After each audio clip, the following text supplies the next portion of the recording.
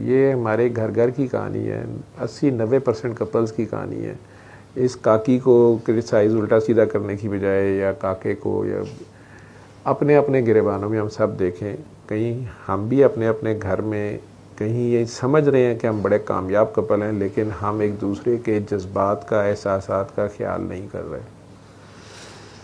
सिर्फ लड़ने मरने के लिए रखा हुआ है कि बस जो मैंने कह दिया या कर दिया या जो मैं कहूँगी या जो मैं कहूँगा वही होगा।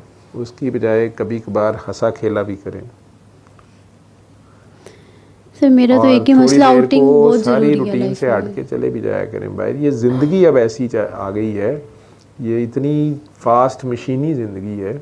बच्चे भी आपके अब उस तरह से उनकी अटैचमेंट्स आपके साथ नहीं है। आपने देखा होगा हमारे बच्चे तो अब हमसे ये गिले करते हैं कि आपने हमारा तो बचपन स्पॉइल कर दिया, हमारी जवानी स्पॉइल, आप हमारी पर्सनल स्पेस में इंट्रूड कर रहे हैं, आप बहुत इंक्विजिटिव हैं, आप बहुत बॉसमेटिक हैं। मुझे माँ बाप सुनाते रहते हैं ये सारी बातें। घर छोड़ के चले गए हैं जी, वो खुद होटल में रह रहे हैं, दोस्त की तरफ चले गए हैं, सवाल ही पैदा नहीं होता था। लड़कियाँ लड़के, इसको आप ये कहें कि नहीं हमारे दौर में ऐसे नहीं होता। मौला अली ने कहा ना कि अपने बच्चों को इस चक्कर में ना जलील करो या उनसे ज़ोर ज़बरदस्ती करो कि हमारे दौर में ये था तो ऐसे नहीं होगा। दौर बहुत तेज़ी से चेंज हो रहा होता है और उन्हें अल्लाह ने एक और अगले दौर के लिए तैयार किया होता है, तो उनकी सलाहियतें, उनका सोचने का अंदाज़ ऑटोमेटिकली डिफरेंट होता जाना है।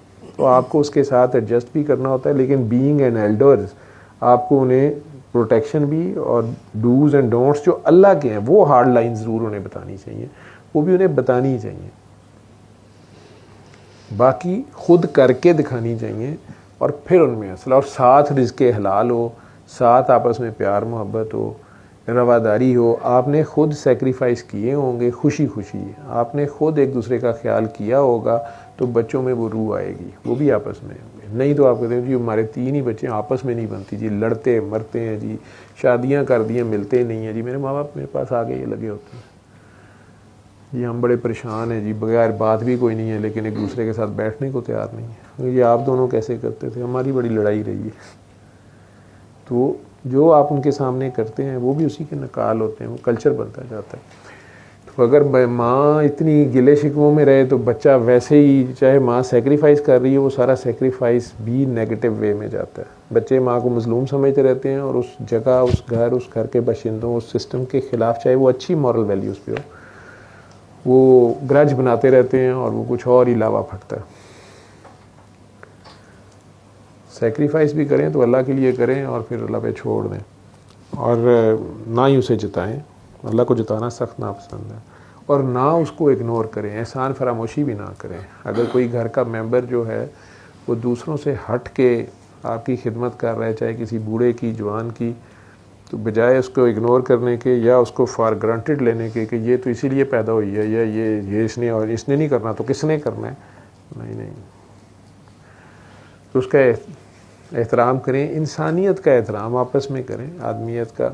हैं ये छोटी छोटी बातें, इखलाकियात की बातें। हमारा मज़हब है इखलाकियात है, हमारे नबी करीम सल्लल्लाहु अलैहि वसल्लम ने सिर्फ इखलाकियात में सारा जोर है। लेकिन उन्होंने बीवी के साथ कैसे रहे हैं वो भी करके दिखाया है, बताया भी है, उनकी बीवियों ने गवाहियाँ दी हैं।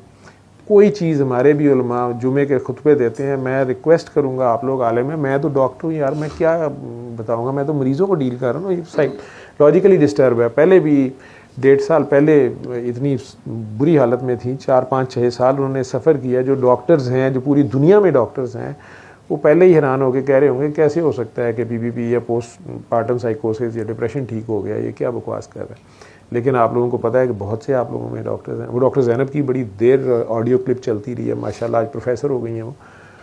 तो वो सारा पॉसिबल है, सिर्फ घर के माहौल को ठीक करना और अपने पर्सपेक्टिव को भी चेंज करना होता है। अगर आप अपनी ज़िंदगी को अल्लाह रसूल पे ले आएँ और सिर्फ उनके लिए करें जो करना है। आप इस ज़िंदगी में, इस दुनिया में लिमिटेड टाइम के लिए आए हैं, अगर ये अल्लाह के लिए गुजार दें, जैसे वो चाहता है, उसके सोने ने जैसे कह दिया वो कर लें। आप पत्थर खा के भी दुआ दी है उन्होंने, दांत शहीद करा के भी दुआ दी, तब वो सारा गाँव उनका हो गया ना, वो सारा शहर हो गया, सारी दुनिया हो गई उनकी।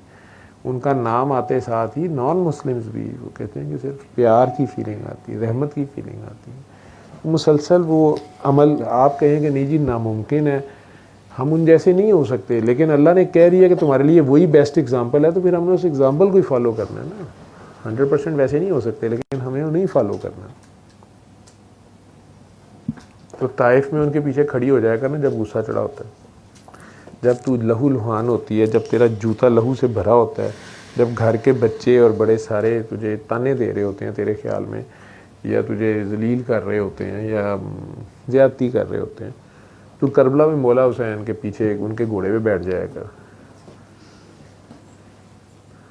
इतना जुल्म अगर हो ही जाए तेरे पे, और फिर दुआ दे के देखा कर, फिर अगलों को रो के देखा कर कि मैं इनको बचा नहीं सका, हाय ये मेरी वजह से दोज़ख में ना चले जाएं। नबी करीम सल्लल्लाहु अलैहि वसल्लम का कोई उम्मती आपकी वजह से पकड़ा गया, सरकार रो रो के अल्लाह से कह रहे हैं छोड़ दें, हम कह रहे हैं नहीं ना छोड़ें। सरकार के तो मैसेज और है ना, कोई दरूद पढ़ने आसान नहीं, तो करने बड़े मुश्किल नहीं। तो दरूद बनना जो है मैसेज तो ये है ना, पढ़ने को तो शिमर भी दरूद पढ़ रहा था, लेकिन दरूद कर नहीं रहा था, दरूद बना नहीं वो।